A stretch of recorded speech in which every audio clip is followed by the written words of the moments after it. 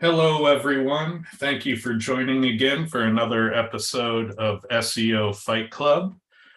We are currently saying hello in YouTube. So if you have questions in YouTube, feel free to ask at any time, and I will say hello in the chat there.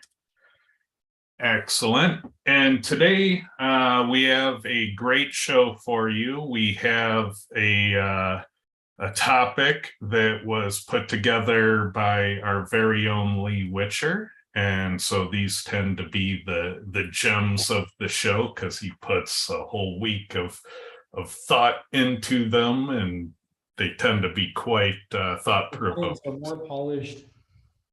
So I'm excited. Okay. I'm excited that Lee is doing this again. Lee. Yeah. What made you pick this topic? Looking at a variety of things out there, trying to think about some of the things that I see, some of the questions that occur over and over again, could be handled by some simple testing. And I think people think that testing is a lot more difficult than it really is. So I'm hoping, by showing people some stuff that they can do today and actually get readable results out of it, that it'll open up more people to test rather than just guess. Well, I agree with that. And, testing has always served me well. In fact, when I started in SEO, it was actually the first thing I did. SEO fell in my lap, had 15 stores. I said, I don't know what the hell I'm doing. So I opted to test SEO concepts on the smallest store and only migrate the victories to the rest of the stores. And that was such a winning formula that I very quickly climbed the corporate ladder. I mean, it was just double-digit growth for organic revenue, just quarter after quarter, year after year, for well over a decade. And, that's like the power of just like the most simple aspect of testing just put into what you're doing in business. And it boggles my mind why more people don't test. Well, my own particular case, and people have heard me talk about this a little bit, it's, when you look out there and you see, Guru X saying you should always do this thing, and Guru Y says you should never do that thing, I start thinking, okay, at least one of these individuals is wrong, possibly both of them. And so there's advantage in figuring out which one is correct, because if you know more things about how the algorithm works, you've got advantage over everybody else. Very true. All right, let's go through the boilerplate. We don't have Carolyn here, so maybe we'll come back later if she shows up. Cool. And we don't have Clint here, so maybe we'll come back later. And I think that brings us to our public service announcement. So we have Mohammed Issi here, who had a very unique experience with his Google business profile. You want to tell us about that? Oh, he's muted. Hey, can you guys hear me? Yep. Okay, so I had a client's business profile be disabled. It wasn't suspended. So there's two, you could either be suspended or disabled. And it took a long time to get that account back. It was actually the account manager was the first one who tried to reach out, did the first reinstatement. And once they were struggling with it, I jumped on board to help out. But currently there's longer than a 4-week wait period to get a response back from Google if you do a reinstatement. So I would avoid making any changes to your business profile if you don't need to. It's a very easy way to get that business profile suspended. And once it's suspended, you're looking at over 4 weeks to even get a response if you're lucky. So is that 4 weeks that you're not appearing in search, in local search with that? I believe so. I know if you're disabled, you completely disappear. You can't do anything. I think if you're suspended, they limit you in a lot of ways, but you might still be appearing. I don't know really how bad the suspended is compared to the disabled. Yeah, and when you do your reinstatement, make sure you have all your documents. You got to show you have photos of your storefront, the office, your signage. Make sure you have financial records, government records, all in line with your business profile name and your address. You don't want them to tell you to send further documents or reject you after you waited a long time, because that's even prolonging the process even longer. So yeah, you don't want to fool around and try to do minimum effort. It's kind of like the old reconsideration requests. You kind of need to go all in to get out of the hole. Yeah. Mm-hmm. Yeah, you can look at Reddit, Facebook, Twitter, even the community Google community forums. Every day there's several new threads. Business suspended, waiting 2 weeks, waiting 3 weeks, no response. So I know where my mind goes with this. And it doesn't go to a good place, because I'm just thinking about the time of year, and Google's conveniently too busy to help with local problems. And I wonder if that's going to force a lot of local people to switch to pay-per-click in a panic. And we are starting to approach Black Friday. And Google's revenue growth has to come from somewhere. So if they're conveniently too slow to get to it in time, that's going to force a lot of people into pay-per-click as a last resort, I'd imagine. Now, totally tinfoil, I can't prove that, but it's really suspicious. And I keep wondering how Google's going to make those revenue numbers grow year after year. And right. I haven't seen them lean hard on local yet. It's actually, I was going to say this also brings into play coming into this time of the year, a lot of very nasty black hat things. Yep. Yeah, there's definitely people that try to sabotage their competition for Black Friday. If you're in a niche where you do 80% of your sales this time of year, you got to be on the lookout for even things that, like, your network administrator are feeble attacks that he can defeat in minutes. You may be missing the point on those attacks, and they might be highly successful at deranking your pages. So hang around the bullpen of your engineering team and network administrators, because if they're pulling their hair out for any reason this time of year, you want to know about it. And you want to take those event dates and line them up with your losses and organic revenue, because if they line up, they're related. Right. So yeah, this time of year is treacherous for online retailers.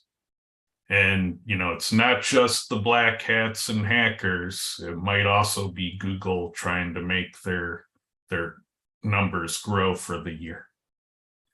But that's all tinfoil theories. We can't prove that, but it's just really suspicious. And so it's convenient that they're too slow on something they historically aren't too slow at.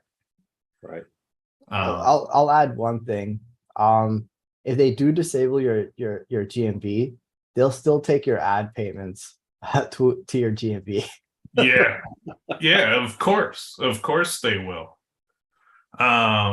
And it's weird because Google like does this thing where they punish you, and then what do you do as an average business out in the world? You turn around and throw money at Google. And so if Google puts you on the hot seat this season, don't respond by throwing money at Google. You're just encouraging the behavior. You gotta send that advertising revenue somewhere else if Google is hurting you. So keep in mind that it may not be the best idea to throw money when Google does bad things to you. You gotta speak with the only voice you have, and that is your advertising spend. So reward Google when they do good things. Punish Google when they're bad to you. Excellent. Now, I know that means that only 2 people this year are going to do that. Everybody else is going to throw money at Google. But, you got to change your thinking if you want to change the world. So, right. All right. Well, thank you, Mohammed, for that. That's a good announcement to be aware of. And yeah, if you're scrambling to SEO your pages for Black Friday right now, it's probably too late. You probably needed to have them in place by now to be safe. So if you're scrambling to do it now, it's kind of a risky Hail Mary. I hope it works out, but normally it's kind of difficult to get Google to do the right thing leading up to Black Friday. You kind of have to be in place and then leave it alone if you can. No, Oh, go ahead. I was going to say, I noticed we had Carolyn in the house now. Are you with us? I am. So what are you confessing to? I was thinking back to early days in SEO testing when we were having discussions about how many places you could put keywords, and we were coming up with numbers like 11 spots or 15 spots, and how cute that sounds now. And so I thought I would just reminisce a little bit about what we used to talk about and how it has changed between then and now. So you're doing a good old days episode? Yeah. I like it, how our thinking has changed. It kind of puts it all in perspective. Yeah, for a little, I guess 15 minutes maybe, but yeah, it made me just kind of think about like all the things I was thinking about and how differently I think about these things today. And when I see people struggling, a lot of the times is they're trying to make the old thinking make sense today. And so I sense their struggle, and I'm like, that's because it has changed and shifted. Mm-hmm. It's gonna be a fun one then. Well, okay, cool. Is there any update from the world of indexing? Well, I think I think at least now I know what it looks like when they are making some modifications in Search Console, kind of like everything stops or slows down to so much of a crawl that you can't even tell if your stuff is getting indexed or not. But I think we're over that little bump right now. And so I think it might be now like what you were talking about before, is like we're in Q4 and we're going to see probably backlinks take more of a driver's seat. Well, we'll keep an eye on the data. We saw this kind of behavior for like the past 3 years, and we're kind of expecting it again because it seems like Google's ad revenue numbers did well from it. Yes. So, we kind of have the bar set really low for what we expect out of Google. So just kind of, brace for impact. And if your business is in a precarious spot, it's a really important time to go multi-channel marketing. Don't put all your eggs in one basket. And it's kind of a little late to be trying to fix the situation for organic web search right now. It is doable, but you're going to have to be lucky getting Google to cooperate this time of year. And so normally that's kind of a scary chain of events. So if you have to respond quickly, I would do it with new pages, new keywords, or going multi-channel marketing. Gamble in areas where you have little or nothing to lose and everything to gain. Those are normally the places you can take chances at this time of year, but anything that's critical revenue, you may just have to ride out the season with. But you know your business better than I know your business, so really the judgment call is in your hands. Cool. Next one up, tested SEO training. We start the next one in 2 weeks. So if people are interested in that, this is the place where all of the tests that I do over the past several years get boiled up into a roadmap for ranking on Google. If people are interested, they can reach out to me. You can go there and hit me up on Skype. Check out the testimonials and the case studies on this. The thing that one of the things that I'm happiest about is having done multiple of these trainings now, seeing the results that people are getting in all sorts of different niches across the globe. There's a lot that we figured out about how the algorithm works and how to feed it and manipulate it in a way that facilitates better rankings quickly. So if you're interested, testedseotraining.com. Yeah, it's hands down the best training I've seen in my career. It is the real deal, but Lee doesn't accept everyone. So there are some prerequisites to get into it. Do you want to mention who you're looking for? Yeah, I'm looking for intermediate to advanced SEOs, primarily two things. I'm looking, no noobs. If you're at the what's a keyword stage or what's a PBN, this is not the place for you. And the other one is I'm looking for, because it's not inexpensive, I'm looking for people that are actually making money with their SEO rather than people that just are interested in courses and trainings to sort of learn tricks that they're not going to apply. Because at the end of this, I want people's case studies and things like that, and invite people into a mastermind that we have. So people that have attended the training, that's a group that's got a lot of heavy hitters in it, and there's a lot of very high level discussion and sharing and stuff that goes on in there. So I want to make sure the quality of that remains high. So if you're intermediate to advanced SEO and you're looking to level up, we can add some tools to your arsenal. Yep. And having a bias for action is absolutely required for this training, because you're going to have 8 weeks of lessons. You get a homework assignment at the end of each lesson. And the following week, everybody in the training shares what results they got from doing the homework. So you are ranking a website in real time with this training and sharing your results with the group.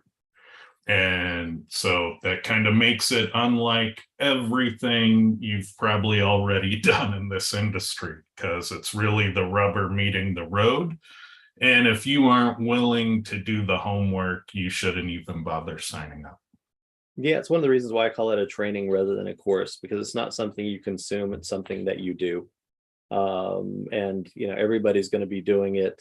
And basically the homework is use this to go rank your stuff every week. So that's why we're confident in the results, because we see it over and over and over and over again.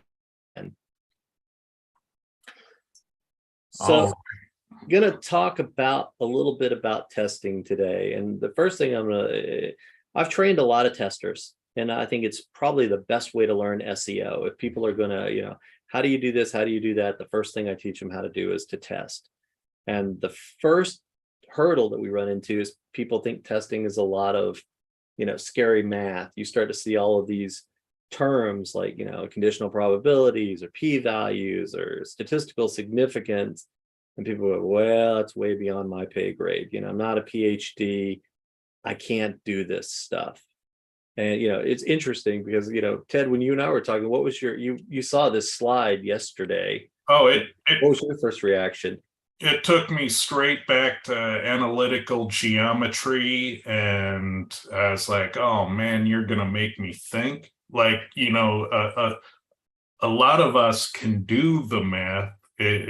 We just don't want to do the math. We kind of left that behind after we finished school, and so this brings back, just looking at this page brings back a lot of that anxiety. And, even me, like I work with correlation every day, like I know this material, but it still gives me that feeling, Yeah. And a lot of people haven't had the advanced mathematics, the statistics and probability stuff it's almost like rocket science. But the truth of the matter is this. And, for those of you that haven't done any sort of serious SEO testing, this is the place where you're going to figure out exactly how it's done. The skill that you need is copy paste. That's truly the skill that you need to do this. And when I tell people that, when I'm training them how to do it, they're like, oh, come on, that's not true. But it is actually true. That's 95% of the work that we end up doing producing tests. Wouldn't you say, Ted? I think it also helps to have the fundamentals of HTML down. You don't need to be a web developer, but you need to be able to assemble a static HTML page. Yeah. And actually, Clint's not here right now, so I'm going to invite Carolyn to jump on the panel if you're okay with it, Carolyn. Sure. So copy paste skills. Absolutely. It's there. And then the other thing you got to do is you got to do the things multiple times. We're going to talk about why here in a minute. So at its core, testing is just another form of work. It's just another set of things that you have to do to figure out how Google works. And it's no different if you read somebody else's test write-up. You have to read it, consume it, figure out whether it's accurate or not, whether there are any holes in their test and things like that. So you're going to do the work anyway, whether you execute the test or not, if you're trying to use tested data to figure out how to level up your SEO. Yeah, a lot of people just want to trust the source and believe the answers they get. Does that ever backfire in your opinion? Yeah, most of the time. We'll talk about that a little bit, but yeah, most of the time, most of the analysis and testing that's publicly available out there is garbage. Well-intentioned, but still garbage. And we'll talk about that. So I'm going to take people back to their middle school science fair. I absolutely adore this picture, especially since in this particular case, she took the time to type out all of these things and paste them on the board, but this is handwritten. I love that. Just from a personal standpoint. But when you're learning that back in early education, you're looking for, you get a hypothesis, which is what it is that you think might happen. It's a guess, and then you come up with some sort of procedure for putting that guess to a test of some sort or a trial of some sort. You measure something, you get some results back, and then you decide, hey, was I right? Was I wrong? Was there something else going on here? It's sort of the analysis portion of this. And that is pretty much what we do. But it's not any harder than it was when you were a youngster in school.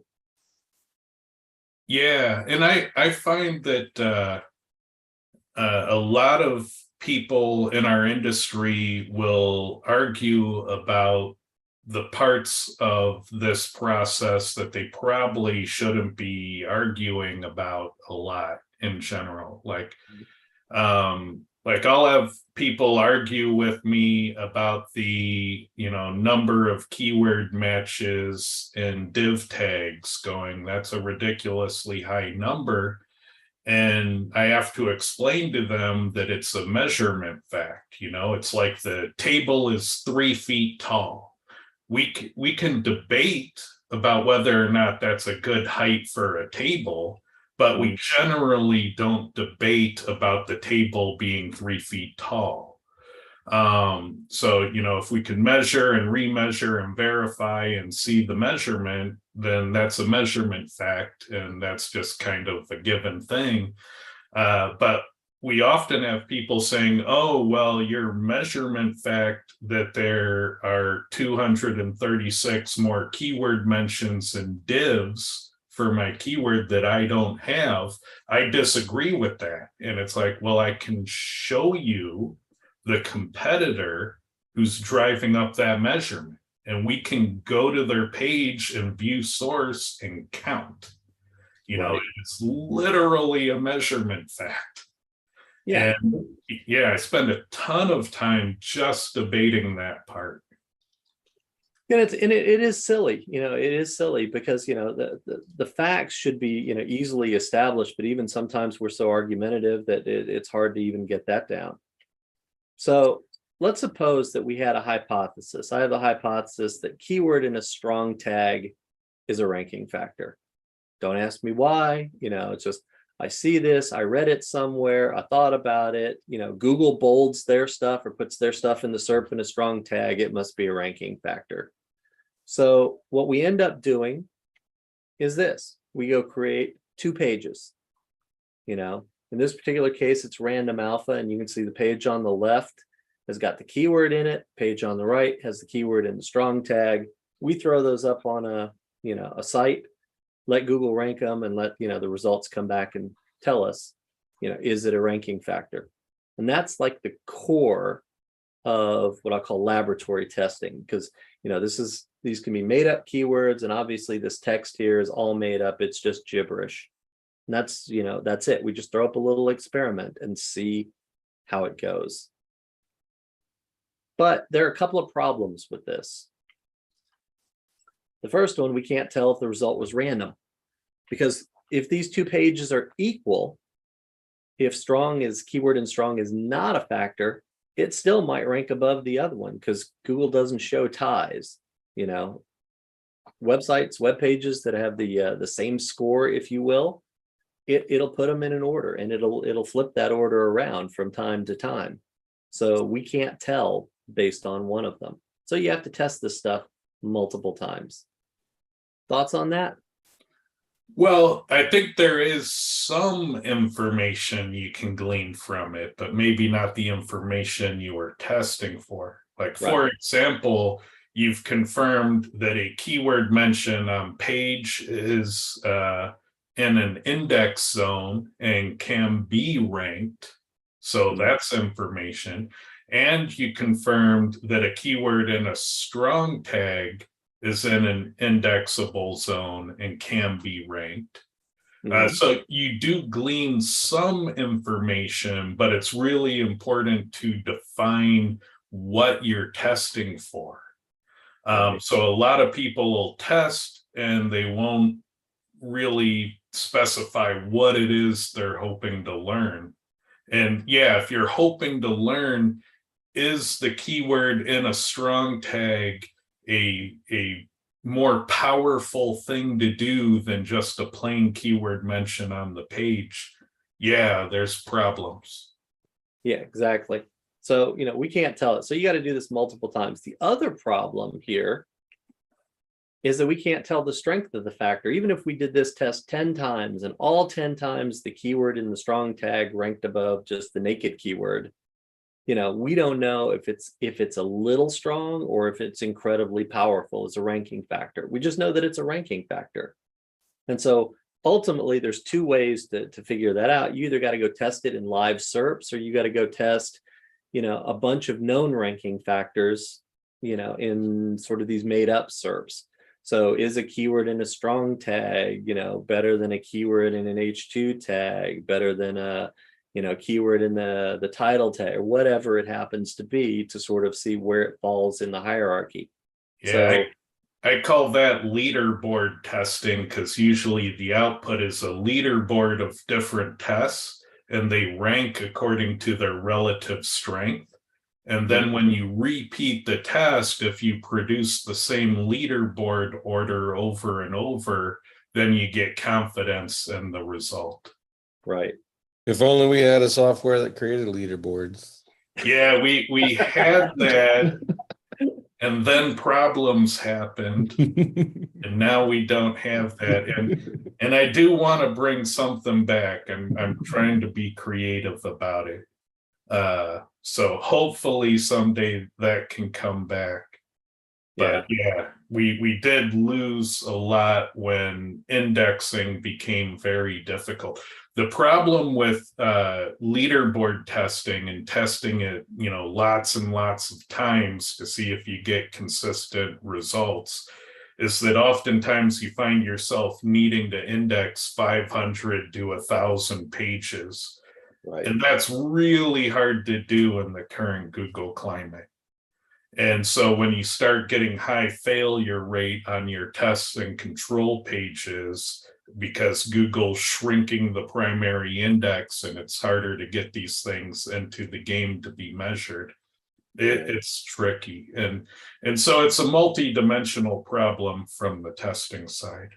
Exactly. And the other thing that, the one here that I want to talk about for a minute is that because we can't tell the strength of a factor, some people will go off and they'll run a test and they'll go, oh man, keyword in strong, it's a ranking factor. I have all of this proof. Great.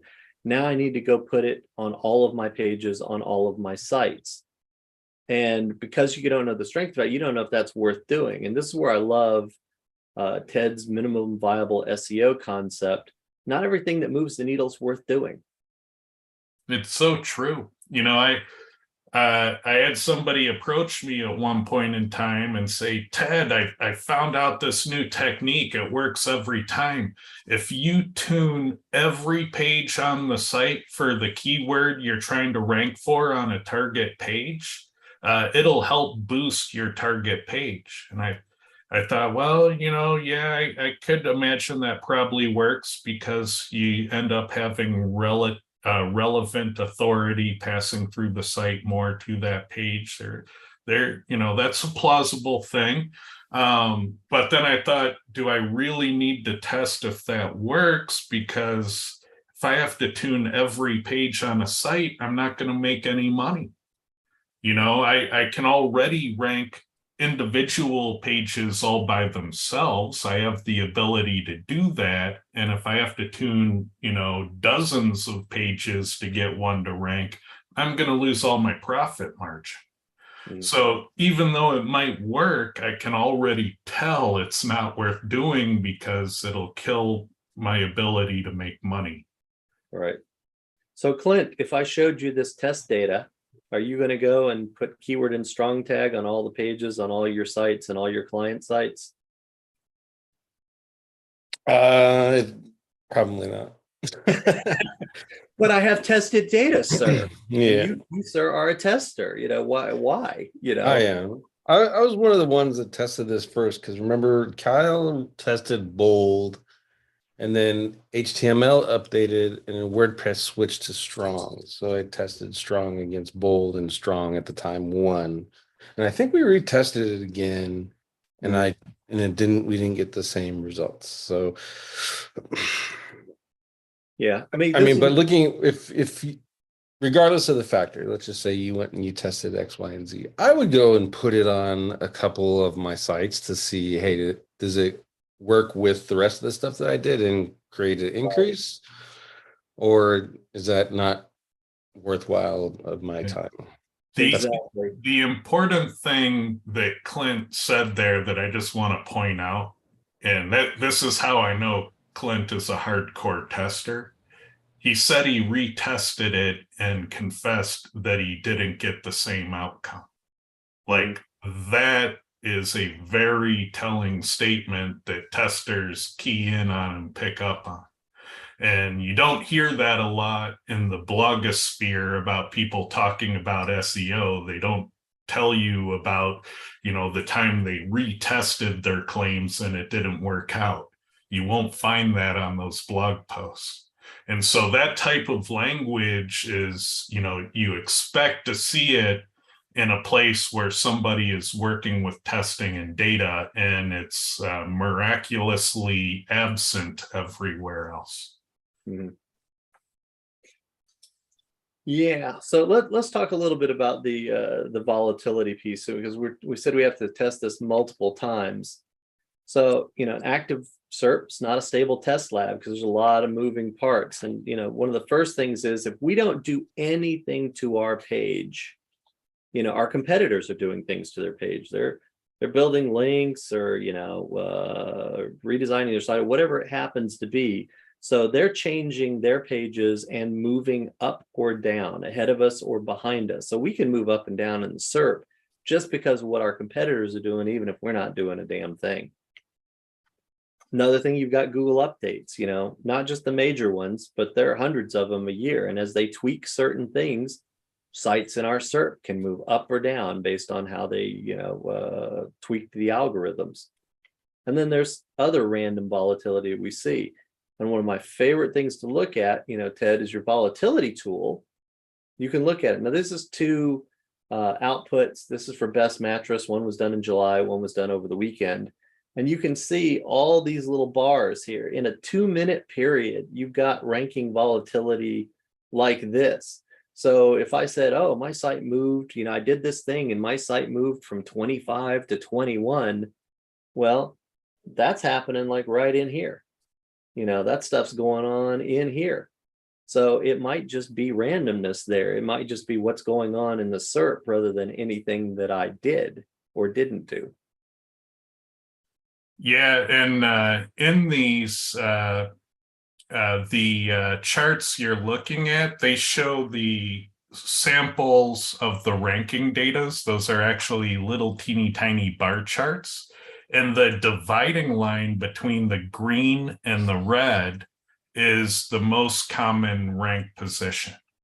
So in general, we describe that as Google is testing upwards and downwards from your most common ranking position. Right. And then on the odds column, there's this data presentation. And if we go over to number 14 on the left side one, Right. that red number 5, that is what we call time sharing. That means that URL is only appearing in 5% of searches. So 95% of the time, they're not even appearing for the keyword. Yeah. And one of the other things is when one of these things pops in like this, if they just insert it here, everybody here move down one. Yeah. And when you go and tell the client, when you go tell 3bestrated.com, hey, I'm an awesome SEO. My SEO just got you to number 14 in Google for the keyword. What do you think happens when that company goes and Googles their keyword? Well, they're going to be in the 95% where it doesn't even show. And that's when you get fired, because you didn't treat the ranking like it was a probability, like there's some volatility in it. And had you checked that 95% of the time it isn't even showing up, you wouldn't dare tell the client to go look. Right. And so when you take a look at this and you see there's this kind of volatility in a SERP within a 2-minute period, and then you think, day to day, there's Google updates, there's your competitors changing things, there's updates to the link graph, all that sort of stuff. All of that volatility can affect our movement up or down. It makes it harder to see whether it's just the volatility that's moving us around or something that we're doing is moving us around. So we do have to test things multiple times to filter the noise out. Yeah. Oh, could I mention two other things? Sure. The purple part there, we call that part the position testing. That's where we give you the odds on the most common ranking. And then, of course, the worst case, that's how you manage the expectation. So like on that 12.6 one, if I tell the client, hey, 65% of the time, you're number 13 with the worst case of 15, I'm trying to place the odds bet in Vegas on what the client is going to see when they search. And that's how you have to think about it. The other important thing is those purple average rankings on the side. Those ones are really interesting to me because they're close enough that Google's minute random variance comes into play. And those purple ones will flip-flop with each other because they're basically tie conditions. So if you saw the X notation data, you would see those results flipping back and forth with each other because they're in a tie condition. And this is one of the things that Google actually does with, kindness in their heart. They're trying to be fair about ties. So they add a tiny amount of random score to your scoring so that you have random odds of being at the top of the tie grouping or at the middle or in the bottom. And tie groupings are exceptionally common, and they can be a lot of URLs long. You could have 10 URLs in a tie score condition. And so it's important to find those because when you're in a tie score condition, a tiny amount of on-page relevancy tuning usually wins the contest.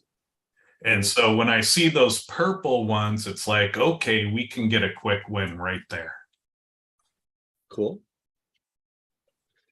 So when we look at how volatility comes into play with testing, there's a style of testing where you go and you create 5 pages on a SERP and you let them settle. So they're basically all the same, word count, keyword density, etc. And then once they settle, you do something to page 3. And then after you do something, you see whether it moves up or down or not at all. And so if it moves up, to the number 1 position, we call it a strong positive, and there's a weak positive and all that sort of stuff. But it's kind of a notation for looking at how it moves. And the great thing about this style of testing is that it does allow you to see if something moves it up or down, as opposed to just anticipating that everything we test is going to move things up. But it's less common today because trying to get multiple, pages to index and settle, it's a lot more challenging than it was before, August 2018. So I did a series of tests, a series of 5 tests that I'm going to talk about here. And I'm going to review the results of them. And one of them had a strong positive correlation, one was weak, one was no impact, one was weak. And just to show you what these test results look like. So the first test that I'm going to talk about is the one that had no impact. What I did was I added the end to the last paragraph.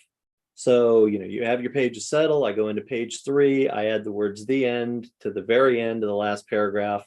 And to the other 4 tests, I added 2 additional random alpha. So they all had the same word count again and everything else. But I wanted to see that the end, whether or not it was a ranking factor. And lo and behold, it was not. Clint, does that surprise you that the end is not a ranking factor? In conclusion. So, you look at that and say, all right, well, no big deal. Duh, it's not a ranking factor. Nobody ever claimed the end was a ranking factor. So here are the other 4 tests that I ran. Same test. The exact same test, tested 5 times, triggered one of each of these. And the reason is, again, if the end is not a ranking factor, it's a tie condition. So at any point in time when these things change, they can move up or down to any one of these 1 through 5 rankings equally likely. So you're measuring that minute random score that Google adds to break ties. Exactly. But if I had tested this one time and I'd rolled, say, the strong positive, I could say, well, the end is a huge thing, and I'm going to put it on all my websites. And then Clint goes and tests it one time and he gets a strong negative and he goes, I'm going to make sure those words never appear on any, and we'd both be wrong. we'd both be wrong because it's one piece. And that's why you can't just test it one time, is because there is that movement, in a tie condition. There is also just movement in a natural SERP. So I did this as a demonstration to some testers to say, this is why you have to test multiple times, is because you can roll something like this. And I just got lucky that I actually tested 5 pages and they generated 1 of each output. I didn't BS this data. It actually occurred. I was surprised that I got 1 of each, but I was not surprised that it wasn't a ranking factor. In this regard, when we were running 10 tests at a time, if I saw results like this, it would be a dud for me. Yes. So that's how I would just assess it right off the bat. I'd be like, not wasting my time with it. Yeah, the outcome is inconclusive. Yeah. So then, Clint, you're right on. So if I test this now, move this out of the labs. This is sort of a lorem ipsum type test, and I move it into the real world. If I'm testing something in the real world, if I choose 10 live sites to test something, I almost guarantee that one of them is going to go way up. One of them is going to go way down. And it's really the other 8 that determine the outcome of the test, because you're looking at, what can I normally expect? And when you're testing in live SERPs, there's a lot of different pieces that are going on. And when you're testing on other people's sites, like I do sometimes, you're going to find that even if I don't touch them, even if I set up a series of sites to test and I don't touch them, over a month, you're going to see sort of this thing. So it's really the 8 in the middle that I'm looking at. So if one site goes way up, one site goes way down, and the other 8 move 4 or 5 positions upward, I'm like, okay, so I've got something that in a live SERP tends to move sites up 4 or 5 positions when I do it. So that's a little bit different than sort of the laboratory testing, where you just know that the test beat the control, but you don't know by how much. So in my mastermind group that I had, I had a member that did a link, his type of link testing, and he did it a bunch of times, and he had 1 page that went down, 4 pages didn't move, and 31 pages moved up significantly. So just the fact that it didn't work 100% of the time was not the determining thing. It's the fact that most of the time it moved strongly. So that's kind of the way when you're dealing with live SERPs, this sort of volatility, just normal volatility, Google can have things that, these outliers that go way up or way down. So you need to test enough times so that you're not responding to a potential outlier.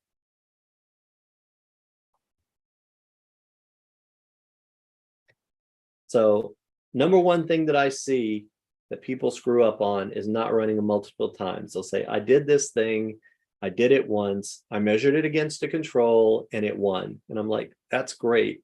But how do you know that that's not just normal volatility? How do you know that's not an update or something else that's impacting that? So we have a question. So I'm going to interrupt for a second. So the question is, how often do you retest things, and what are the indicators for retesting? If I find something that works, let's say, I don't know, let's say, putting the word purple in an H1 moves the needle. And then all of a sudden I'm seeing that when I do that, I'm not getting the bang for the buck that I used to. Then I'll go back and, and retest. Or if I see something where Google announces that, color is no longer a ranking factor, that'll trigger a strict test of that just to make sure that what they're telling me is true or not, because as often as not, it's misleading. So, sometimes them claiming something seems to indicate that it's a very strong factor and they hope SEOs ignore it. So, yeah. And I find that a lot of testing out in the various groups, there's a number of testing groups, and Clint's SEO Intel group was the first one to kind of formalize it as a group, to be by identity a testing group. A lot of them will do testing to try to discover the next new thing in SEO. And the next new thing in SEO, it's pretty cool, it's pretty splashy, But the problem is, 6 weeks later, 6 months later, nobody's retesting those crazy, splashy new discoveries, and you don't know if they still even work. You kind of quickly revert back to no information. And the testing that, I've grown to really appreciate and love and crave is when people like test and retest and re-verify and reconfirm the most important fundamentals of the things we do every day. I call those testers the routine verifiers. And they're the day in, day out heroes that are bringing the most important information to the table. Because when you can confirm to me that keyword density still works the same way today as it did 2 years ago, and the way it works is still the same behaviors and limits and outcomes, that's information I want to know. That's information I can act on. And if it's different, knowing when it changed and how it changed and how much did it change by is equally critical information. So if you go to one of these testing groups, if you join like Clint Butler's community and help him with testing, you can literally provide the maximum amount of value and have the coolest information simply by repeating the same test over and over and giving updates on it. And so if you want to minimize the amount of work you're doing in testing, just be a routine verifier on some important fundamental part of SEO and make that your contribution to your group. People are going to love you for that. Yeah, I mean, it's one of the things that I appreciate about like SEO Intel, where Clint goes in there and he'll test something multiple times, and so that you don't have that particular problem. I see a lot of groups and discussion groups and things like that, where people will try these particular things, but they go, I did this thing, I did it once, I got this result, and everybody gets excited. And I'm like, that was just a waste of energy, because you can't tell anything from a single test like that, at least not the conclusions that they want. You can glean information from it, but generally not the conclusions that people were after, from the design of the test. So we go back to our keyword and strong tag. We showed how you test it in a laboratory. You create a random Alpha Lorem Ipsum page, but you can do this in the wilds too. And Clint indicated, he would take this and go try it on a few sites. So if we think that keyword and strong is a ranking factor, we can go choose 5 match pairs pages, like 10 pages that are 2 groups of 5 that are roughly equally matched. Notice I said roughly. They don't have to be exactly. People get hung up on this. So if they're similar types of keywords, similar search volume, similar rank position, all of those sort of things, they're good enough to give you an indication. That's what you're looking for here. So I got those 10 pages, and on 5 of those pages, I'll go put a keyword and strong tag, and the other 5, I'll leave it alone. And then you wait 24 to 96 hours after crawl. Right now, on page changes, which keyword and strong would be, you're getting results back really quick. You can see if it moves. And if I move up 1 or 2 positions, I'm not that excited, unless I'm going from 3 to 2 or 2 to 1. But if I'm going from 15 to 12, 13, I know it's something, but it's not a major piece. It's not something I'm going to devote a lot of energy to. And that's all you have to do, is just go out and try something multiple times. Comments on this? I mean, Clint, you do this a lot. I know you do this a lot. Yeah, I think what another important thing where if you only get 1 or 2 bumps, 1 or 2 bumps can be significant to somebody, right? Whether it's 3 to 2 or 5 to, 4. I mean, that's still significant for some people. So I would balance the amount of increase that you got for doing it across the amount of work you had to do to implement it. So in Lee's example, adding the strong tag. I mean, that's easy. Highlight, push B, you're done. Right. So, but like if you were trying to do this with, say, schema, and you had to go, one, learn schema, learn how to check it to make sure it's right, learn where to implement it and all that stuff. And you only got a 1 to 2 position bump, might not necessarily be important for you to do in your market.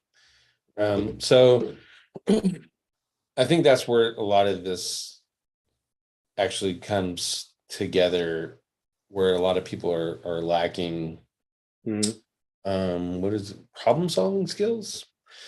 Yeah. And those are the people that I see quite often that are stupidly heavily dedicated to tools, and they put tools and they create this literal definition, Page Optimizer Pro said I had to put 5 keywords in my H1 tag. Surfer said I needed to add 300 entities to my content.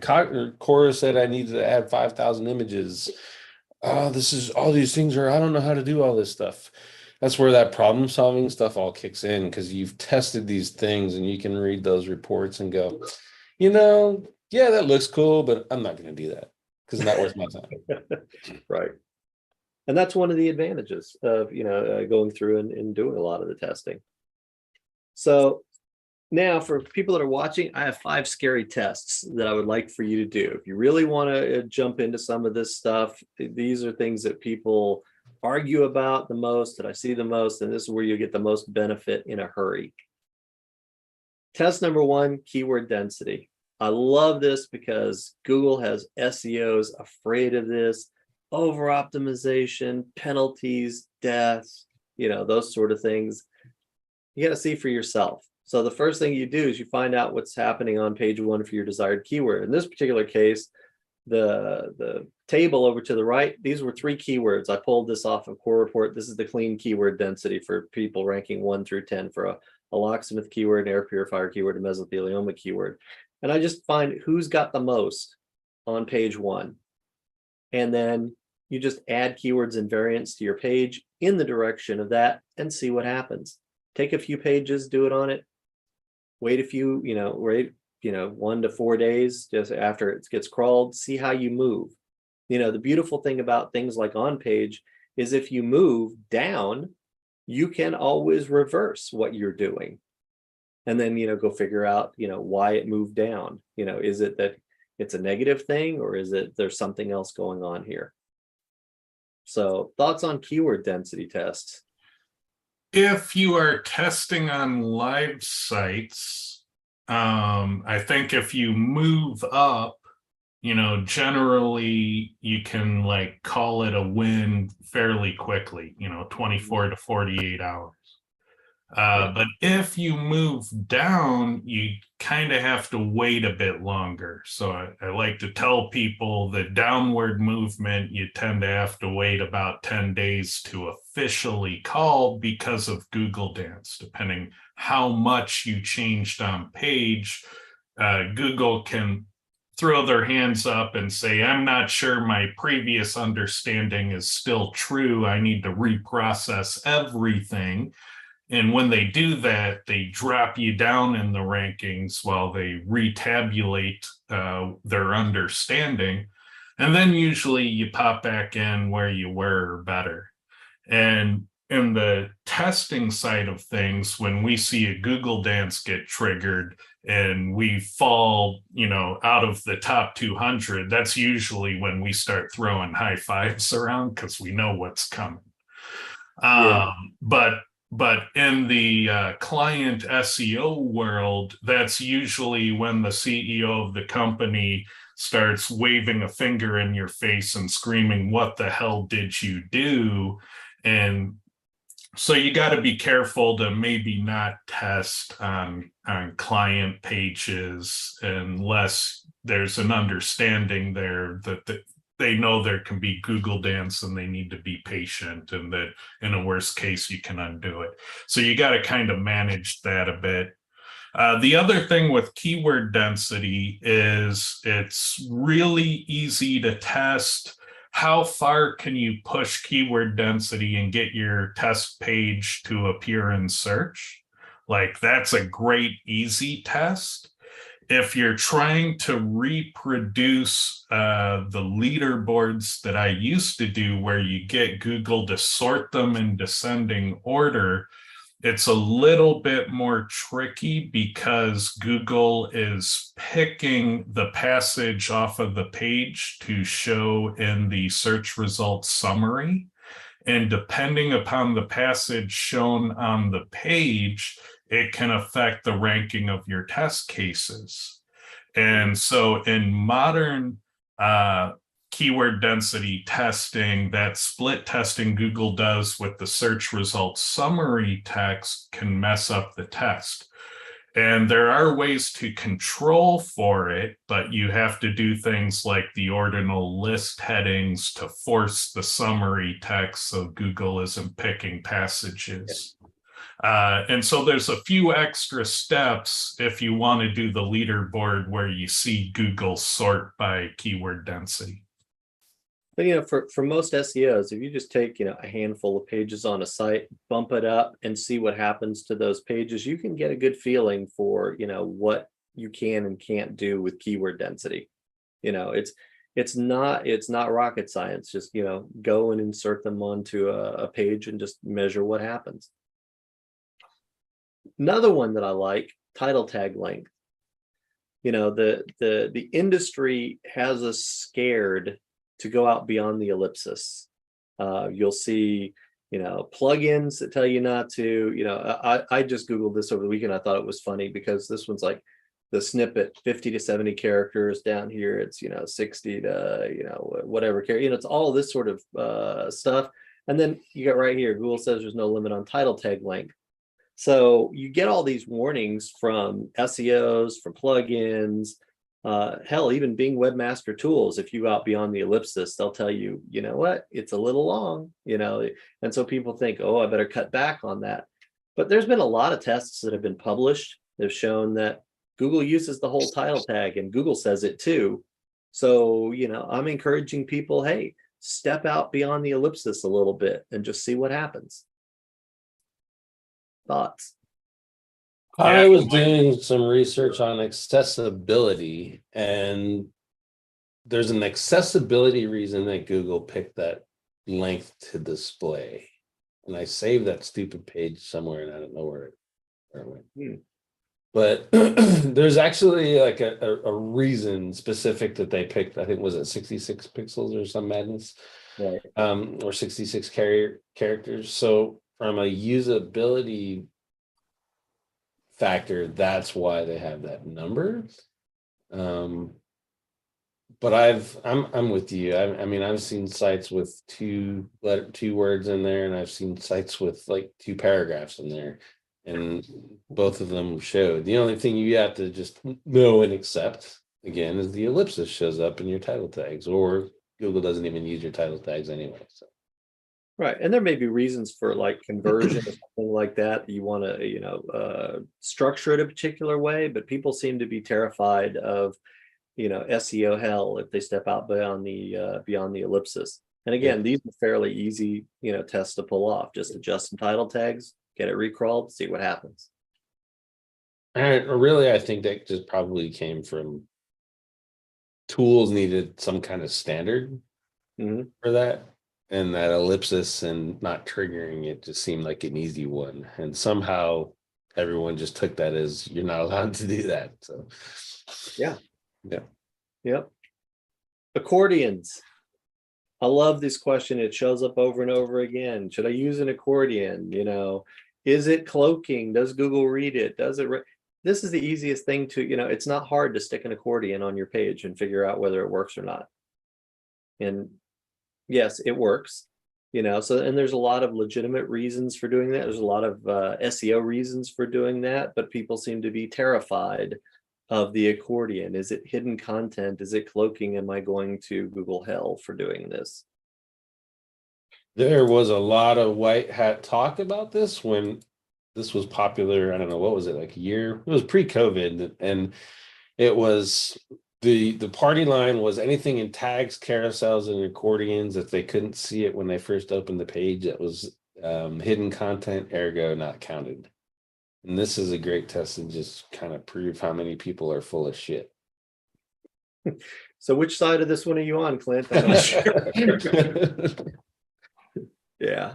So, accordion testing, again, rather than asking out in groups and having, a whole bunch of people tell you yes and a whole bunch of people tell you no and a whole bunch of people just put following in it, why don't you just go put it on a page? It's not hard to do. Love this one, site-wide footer links. This goes back to Ted's, if they can do it, why can't I? All the major sites do it. This is CNN's footer. They have this on over 4 million pages on their site.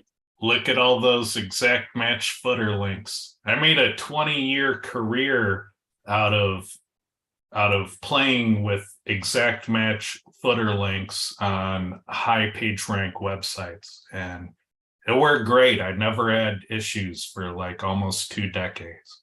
Ted and I did this for on-page SEO. That was the key word. I created a piece on Digital Lear, not even really well optimized, and he put it site-wide footer link. I think it was what, 15,000 pages, Ted? Yeah, You got up to like number 16 with just site-wide footer links.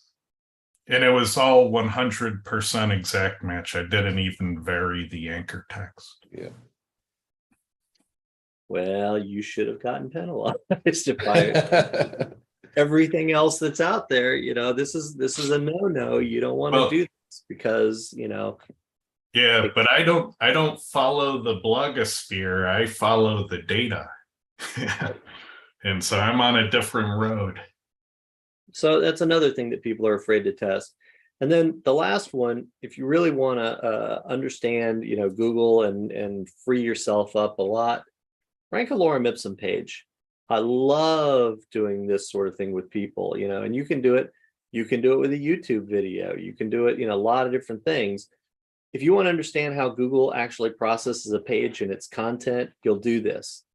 So when Google comes out with things like, the helpful content update, those of us that test view that differently. What is good content for SEO looks a whole lot different than it does in the discussions about what good content is. Lorem ipsum pages can rank, random alpha pages, gibberish pages can rank and rank well.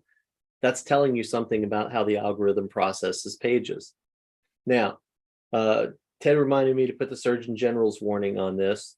Kyle Roof did this for rhinoplasty plano. It got out in the public forum. Google decided to not just take down that thing, but they came after him personally. So if you're going to do this and you're going to make it public, put it on a site you can afford to lose and away from all your other stuff. So if Google decides, hey, you're trying to do something to publicly embarrass them, they can, come after you. Yeah, it's loosely referred to as the Kyle rule. There is a webmaster guideline about using lorem ipsum, tuning lorem ipsum. And so it can get you a manual action. And when Kyle got punished, they didn't go after just the infraction pages. They took out most of his portfolio too, that was unrelated.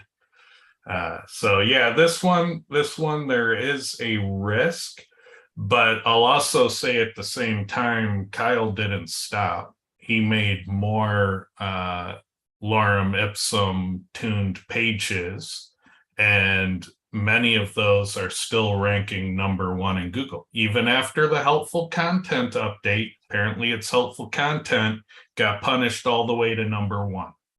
Mm-hmm. So this is a really interesting one to me, because this one proves that Google isn't reading your content for quality, because Google did not go to Kyle's page and say, yes, he made a really excellent point in paragraph #2.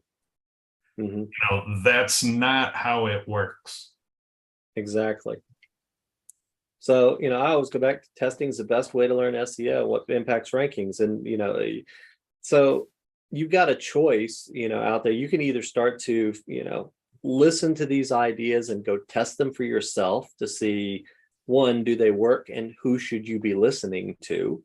Those are all advantages that you have. And most of the stuff, especially the on-page stuff, you can get answers for yourself fairly quickly.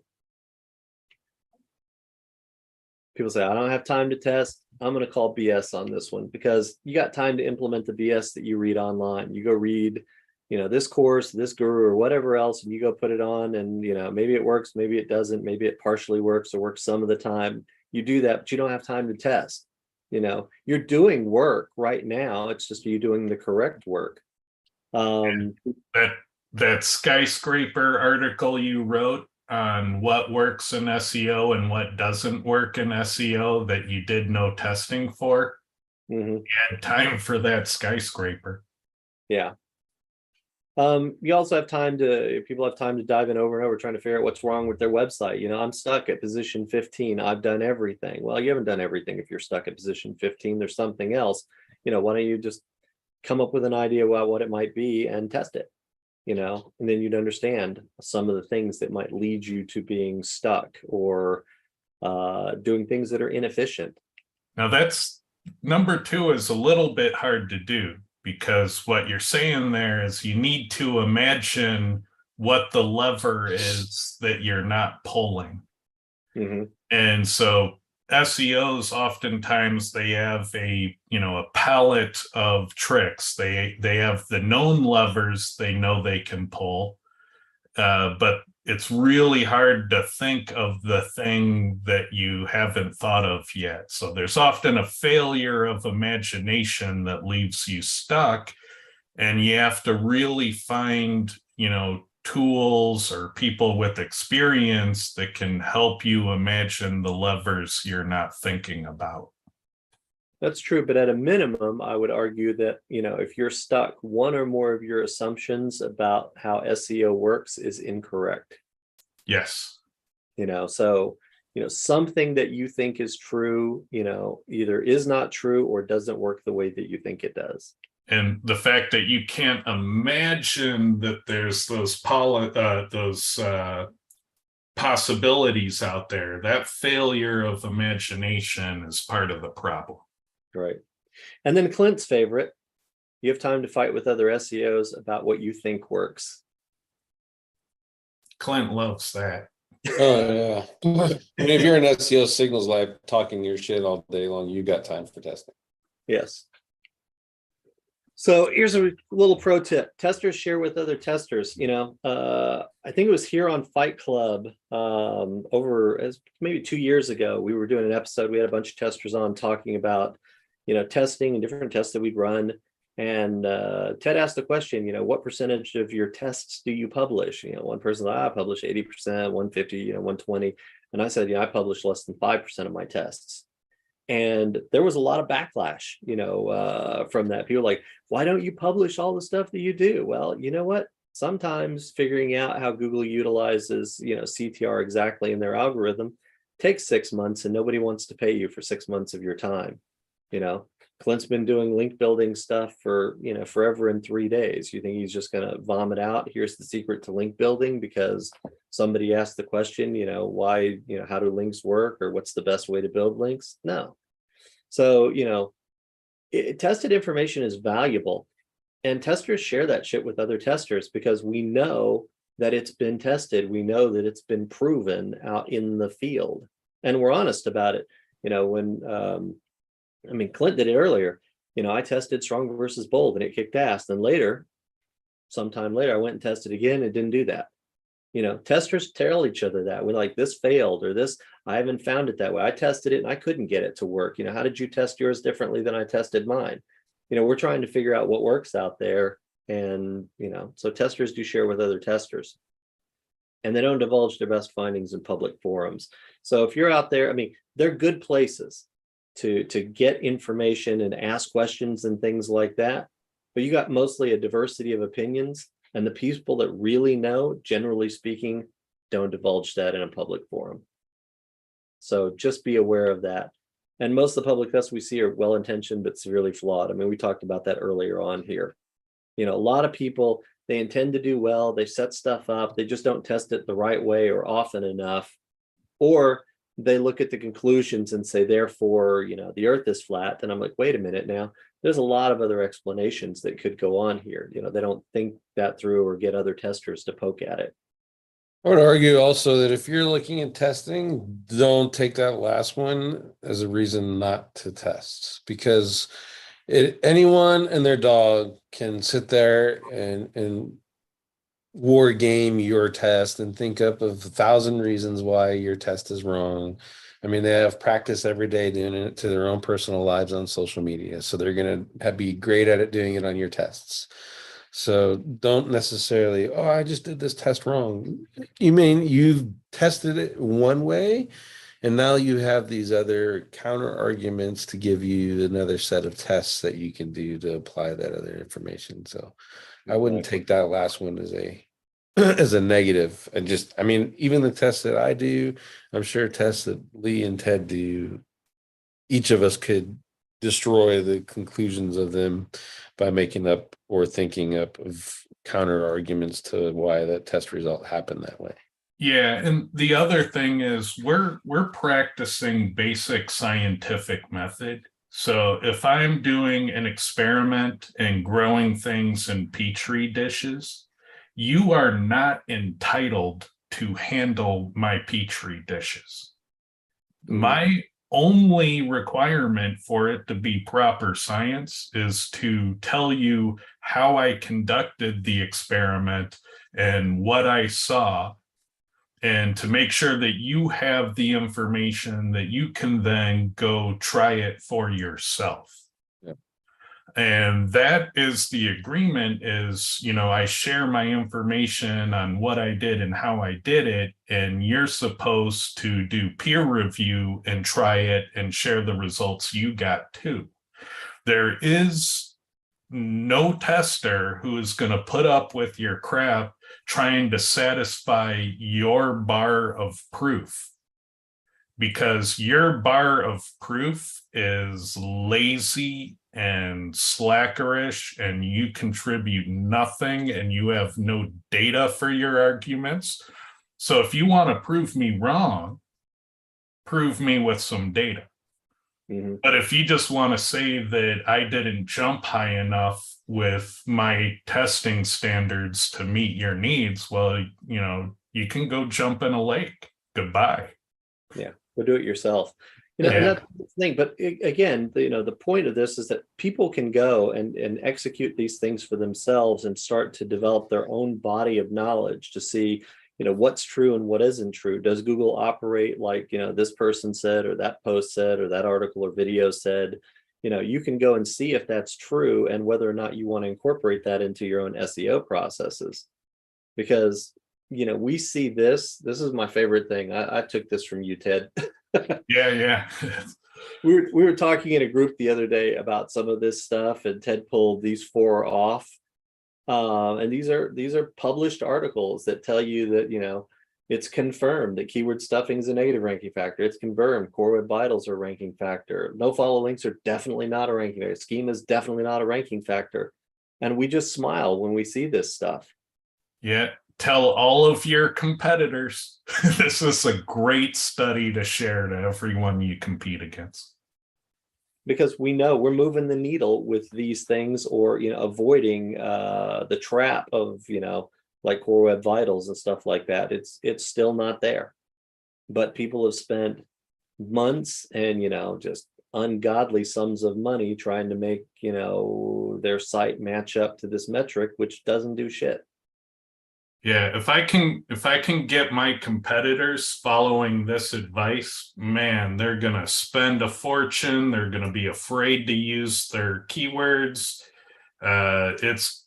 Everything's gonna take forever with them. Man, this is the best laid trap for your competition. So, you know, I tell people, you know, if you've got ideas about some of this stuff, go try it. You know, take a few pages. Go try it. You know, you don't have to try it necessarily on a client site.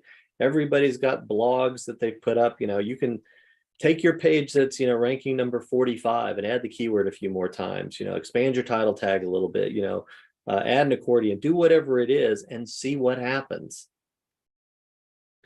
I also like to point the contradictory there. So if you look at keyword stuffing, it says keyword stuffing as a ranking factor, confirmed, right? But then it's got the sub thing, keyword stuffing is confirmed negative ranking factor.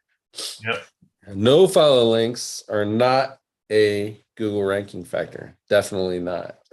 So you use a casual reader, it says keyword stuffing is a ranking factor, is confirmed.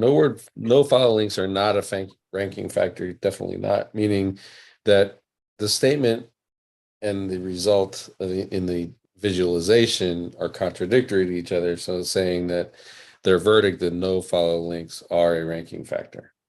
Yeah, they make it hard to know what not to believe. Yeah. That's true. Now, did we have any other questions? Yeah, I think there was a couple in there. Let me take a look. All right. So, let's see. Everhart asks, this excludes the featured snippets, and the volatility tool, they show up as position 0, I believe. We do need to look at the featured snippet in terms of volatility, because Google can take a result out of page 1 and put it in the featured snippet that would normally be in page 1. So if you're in and out of the web results, it could be featured snippet volatility. But generally, we don't consider the featured snippet an organic rank position, because different algorithms pick that, and it can come from as far down as page 3. And if that happens, it's not in position 0 because it was the best tuned content. It was chosen for different reasons. Let's see, what else?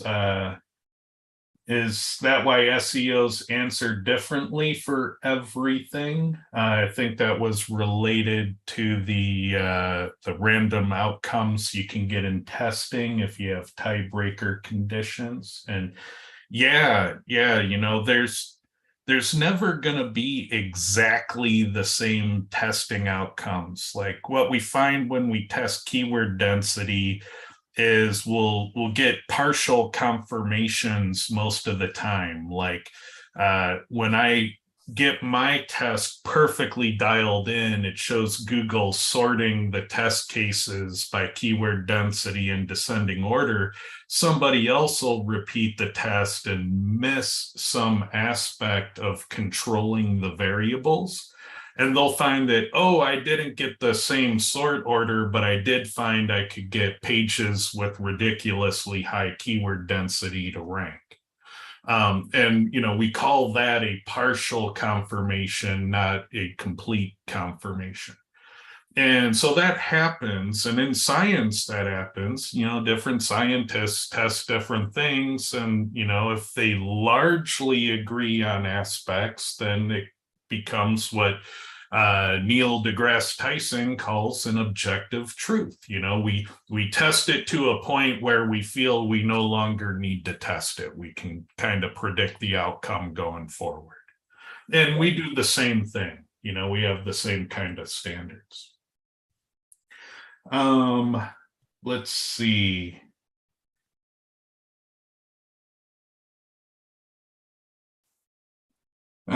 Here's one. Would a lang tag be enough to prevent Google from marking the page as Latin? Yeah, I found that when you trigger the translate this presentation in search, that often has a disadvantage to ranking in my experience. So I try to tell people to avoid that, because I think Google wants to rank things that are in a language that the people searching can read. And so because of that, I switched all of my testing out of random Latin and went to random alpha. because it avoided the translate this problem in testing, which was also, back in the day, a common way to spoil a test. Mhm. So I haven't checked that recently, so I don't know the current state of that behavior, but I do know in the past, there was a precedent for it being problematic. What do you think, Clint? I mean, we've had that discussion in Lee's group today too, and really we have to figure out if Google is translating and then keeping other languages out. You know what I mean? So like lorem ipsum, we know that the English one will rank, but what about if we do a lorem ipsum like test in Spanish or Klingon or Zulu? Does Google know or not know about that language? And is it translating it enough to say this doesn't belong in the .com, Google.com search results, the English only search results? Right. That kind of stuff I think would be the next iteration of that test. So we know Google can't read, but can we see if they can at least play translation word association? That's a great point, because often all a test will do for us is tell us that there's a need for more testing. And, that's one of the outcomes, is that it's, you get something that's really weird, and now you know that there's more to discover. And I think you're exactly right. The language handling and what that does to rankings, that hasn't been tested thoroughly. Right.